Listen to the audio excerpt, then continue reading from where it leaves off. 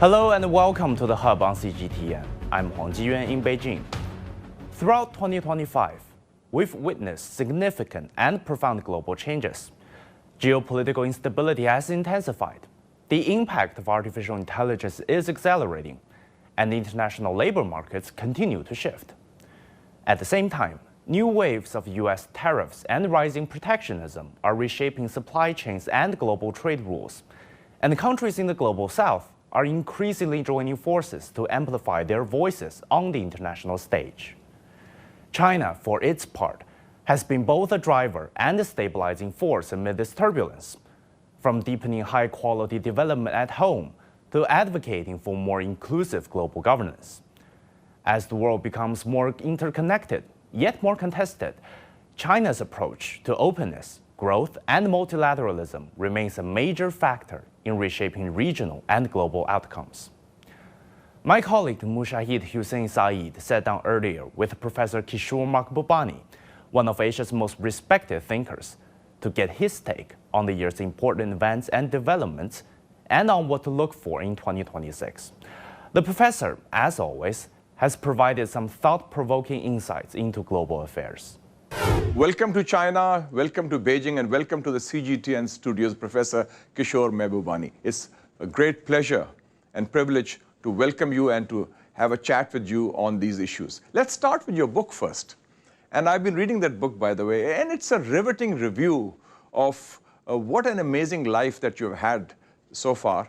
And I see it something in sync, your life, the story of Singapore, the rise of Asia, as if the three of these separate but related events are synchronized. Let's hear what you have to say about your book. First of all, thank you, Senator Mushahid, for inviting me to your program. It's a great honor to be on your program. And thank you very much for mentioning that I'm here in Beijing to launch my memoirs, Living the Asian Century, the Chinese edition on Monday. And you're absolutely right that I'm very privileged that the story of my life, which, as you know, begins with the two chapters, first two chapters. From poverty to prosperity, if I may say so. But the first two chapters I call, first chapter one is called Born Poor.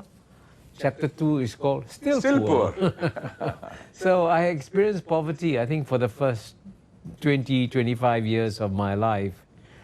And that was the typical third world condition in many countries. So as a child, I had to go on a special feeding program because I was technically undernourished. I lived in a house without a flush toilet. I, witnessed gangsters fighting on the street. So it was a very typical rough third world childhood.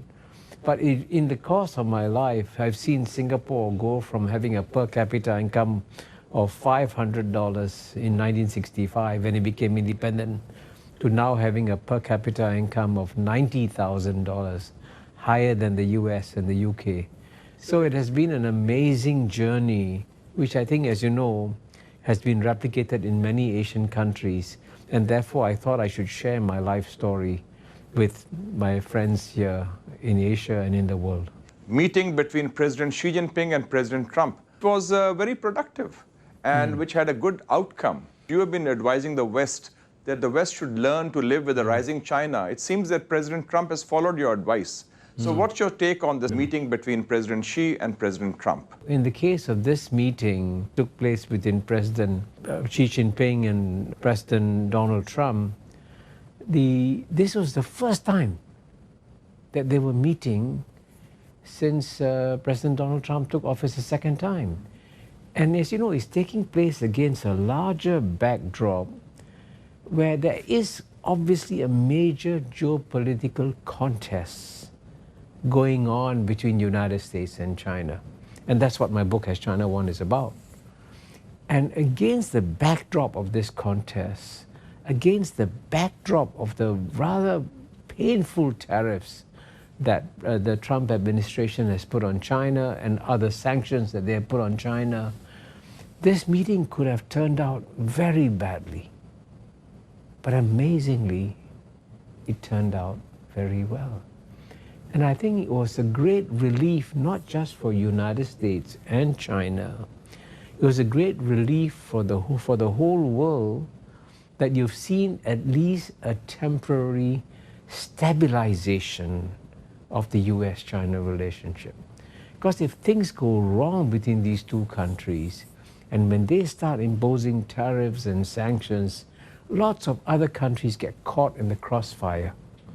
So when the crossfire stops, it's good for the other countries in the world and it's good for the world. And I would say both President Donald Trump and President Xi showed great statesmanship in this meeting, and they realized that the world was looking to them to come up with an agreement to have at least a temporary truce in all the measures taken against each other.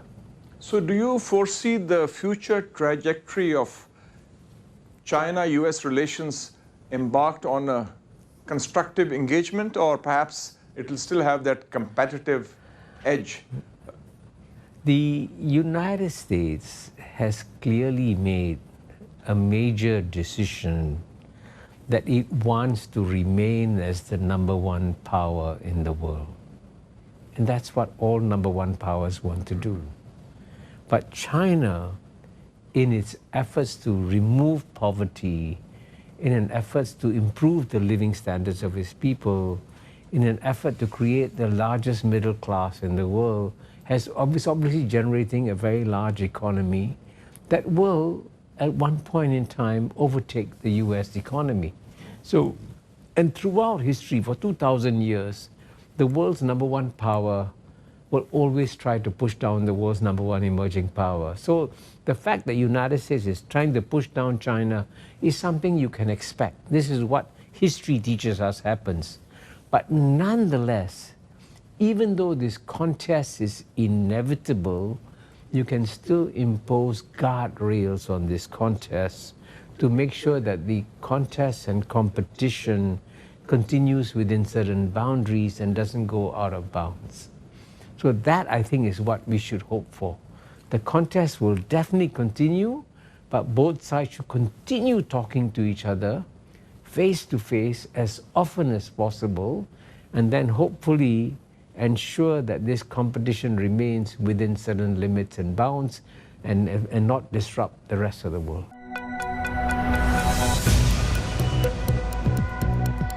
Each day, there are millions of stories. Each one can open new perspectives, new possibilities. Wherever you look, we are there to see, discover, explore. We put the pieces together to find what really matters to you, all around the world, all around the clock. Our reporters are at home across the globe. From our headquarters in Beijing and production centers in Washington, Nairobi, and London. Stories from across the globe, reaching people across the globe. CGTN. See the difference.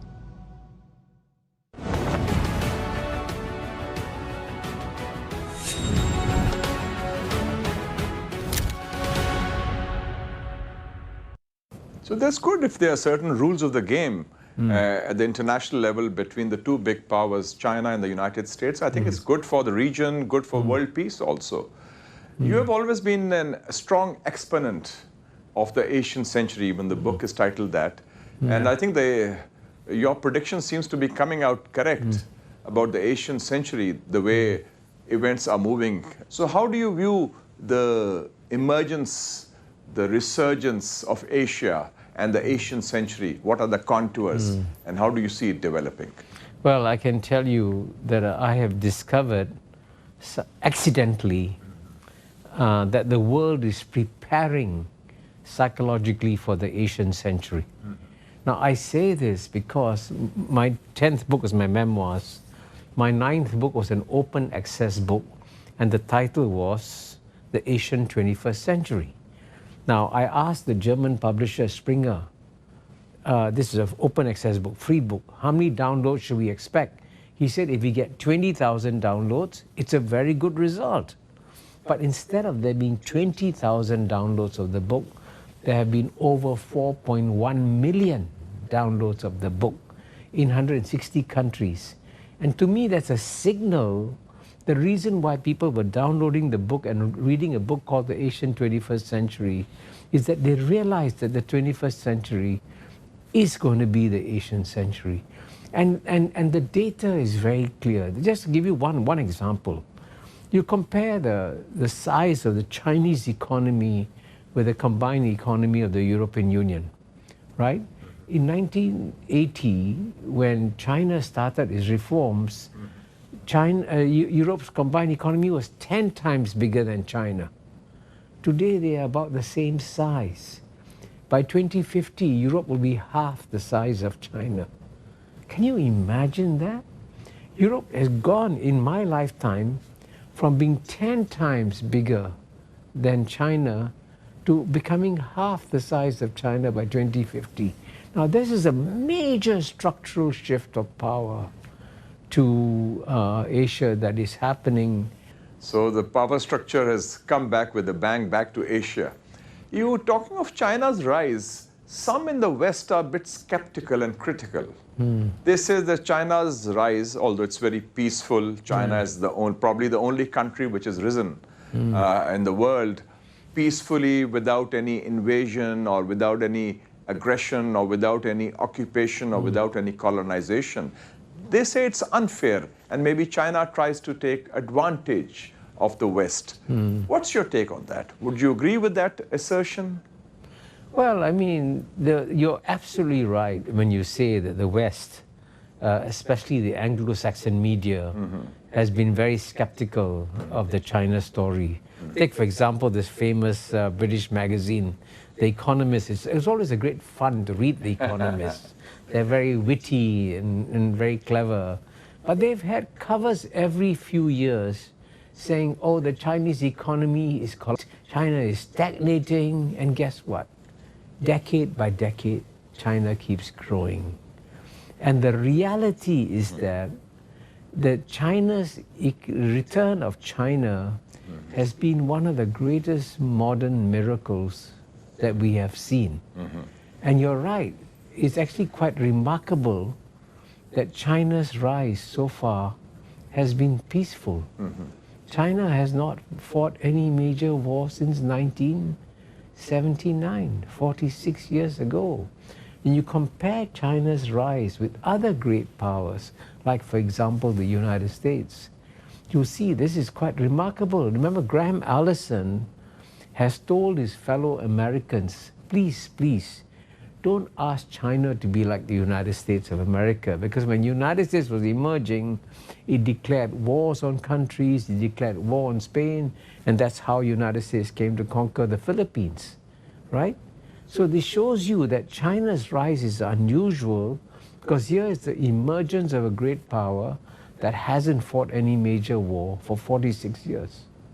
You mentioned The Economist, and I think Economist is now also making amends, because last week, a few weeks ago, they had a cover story that on the trade war, they said China is winning the trade war.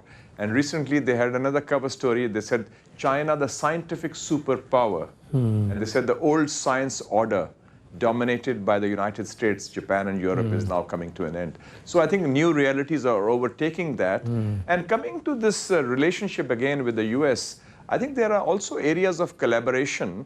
For example, artificial intelligence, digital economy, climate change. So would you focus that perhaps the principal proclivity would be more on collaboration or more on some sort of competition when it comes to the US in those areas which affect not just the US and China, but the world at large? Well, I think definitely there are many areas in which the United States and China can and should collaborate. In my book, as China Won, in my concluding chapter, the main thesis of my concluding chapter is that the United States and China should look at areas where they'll benefit by mutual cooperation, and certainly climate change is one of them. But there are other areas, and I'm glad you mentioned artificial intelligence. Artificial intelligence should never be put in charge of deciding when to start a nuclear war. That any decision to start a nuclear war should be made by human beings. Because as you know, if a nuclear war begins, it's not just China and the US that will be obliterated. All of humanity will be obliterated in a major nuclear war. I think you're right, because President Trump also mentioned when he had the summit with President Xi Jinping that it's about G2 between China and the United States, which means that they have accepted that it's a multipolar world. And already his Secretary of State also mentioned that we are living in a multipolar world. So that's a good sign, a recognition of the new realities. And coming now to the China's own economy and economic development, China has unveiled the fifth, this 5-year plan. And some are in the West are already critical. They say it's strategic fatigue. The Chinese economy is slowing down. How do you see China's vision for future economic development and its strategy? Because that is, of course, part of what China is doing in terms of globalization, because China is the principal fuel that is pushing globalization forward. You're right. It's actually quite remarkable that China is still proceeding with 5-year plans. Because as you know, in the Reagan-Thatcher era, the West sort of fell in love with the idea that markets know best. And they ridicule all suggestions of economic planning or 5-year plans and so on and so forth. But now you can see very clearly that it was very wise of China to continue with its 5-year plans. And that's why China has achieved another miracle where its share of global manufacturing in the year 2000 was only 5%. In the year 2000, 25 years ago, it was only 5%. But by 2030, China's share of global manufacturing will be 45%. Now, future historians will be amazed. How did this happen? And one reason why this happened is because the Chinese went ahead with their 5-year plans and focused on developing what was important for them. And the other big decision that China made, which you referred to, was that at a time when some countries are retreating from globalization, China has decided not to retreat from globalization. And I think that's very positive for the world. I was in Davos in January 2017 when President Xi Jinping spoke, and he said that China hesitated, but in the end decided to plunge into the ocean of globalization. China struggled to swim, China drank water, but after that it became stronger. So the fact that China is persisting with globalization is, I think, a very positive development for the world, because that's what the world needs today. And also, I remember the famous speech of President Xi Jinping in Davos in January 2017, where he said that anybody who opposes globalization is like a person in a dark room, locked up. Yeah. So that focus is clear. Some also are critical in the West about China's economic planning. They say that it deters vitality, innovation, although we have seen the example of DeepSeek, how they have done it in artificial intelligence. So how do you view China's own economic decision-making, and especially what do you think is the need for structural reforms in China in terms of economic development? I think I have just flown to Beijing after spending a few days in Shenzhen and Zhuhai. And during my stay there, I also met some young people who had launched some startups. And the idea that China is not innovative is absolutely crazy. China couldn't have increased its share of global manufacturing from 5% to 45% without having incredible amount of innovation, certainly in manufacturing. And so I was, for example, when I was in Zhuhai, I went to visit probably the world's largest air conditioning factory run by a company called GREE, G-R-E-E. It's amazing. It's shocking. So it's an amazing transformation that shows how much innovation there is in China. That's why the President Xi has also been focusing on what he calls high quality development, and that's necessary for maintaining and sustaining economic growth. And there's also this aspect of how it's not just China developing, it's as President Xi said very rightly in his speech, walking with China means walking with opportunities, and investing in China means investing in the future.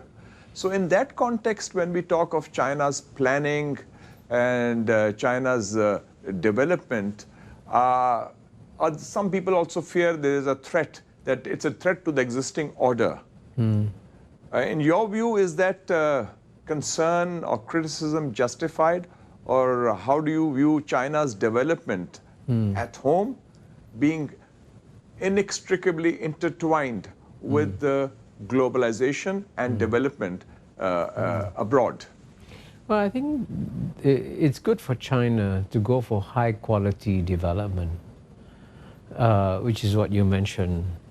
Because, I mean, in my book, Has China Won, in chapter 7, I describe one reason why the United States is today a troubled society is because it has become a plutocracy. And you know, it was people like Paul Volcker, Martin Wolf, Joe Stiglitz who have described the United States as a plutocracy. And in a plutocracy, the economy grows, but the benefits only go to the top 1%, 10%, and the bottom 50% don't benefit at all from the growth and development. Now that's low quality development because the people are not benefiting. So if high quality development means that you actually share the benefits with everyone and people benefit from it, that's a very positive thing. And for China to innovate and grow its industries also means that then it can share its technology with the rest of the world too. Certainly in the global south would appreciate getting more access to Chinese technology too. So high quality development will benefit China and will benefit the global south too. And recently, President Xi Jinping launched the Global Governance Initiative. Of course, there have been other initiatives also, but how do you see China shaping global governance through its development planning? Because that is one of the important ingredients of China's development strategy. Well, I think it's very timely for China to launch a global governance initiative because, you know, as you know, the world has shrunk. Effectively, as Kofi Annan said, we now live in a small global village. Now, when you live in a small global village, you need a village council. And the only global village council we have is based on the United Nations. Now, one of the most unwise things that the Western countries have been doing have been to try and undermine the family of United Nations institutions. And I know I wrote a book called The Great Convergence in which I describe how the West had unwisely tried to undermine institutions of global governance. So for China to come along today and say, no, we actually think in a small global village, we need to work together and strengthen institutions of global governance. That's an incredibly positive initiative. You're absolutely right. The focus on the United Nations as the centerpiece of the existing world order. But I'd also like to have your perspective on the changing world order, how the world is changing and how there is an inexorable shift in the global balance of economic and political power, slowly but surely from the west to the east. Maybe your final thoughts on that? Well, I think the shift of global power to the east is very real. And, you know, I'll give you a simple statistic which will astonish your viewers. You know, I come from Southeast Asia, ASEAN, Association of Southeast Asian Nations. And the European Union economy is 5 times bigger than ASEAN's economy. We are about 3.5 trillion, they're 17.5 trillion, right? Mm-hmm.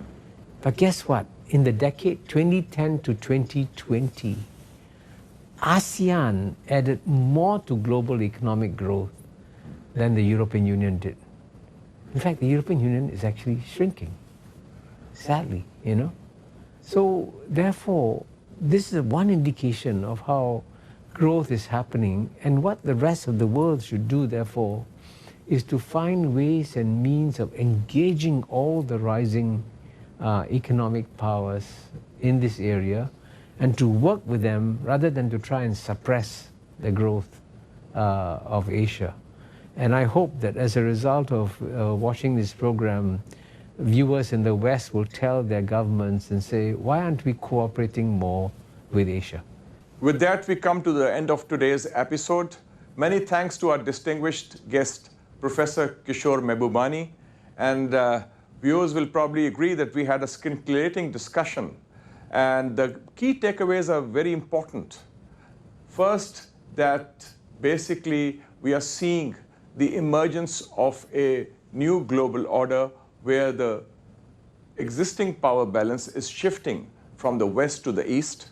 Secondly, China's innovation and China's development is driving globalization.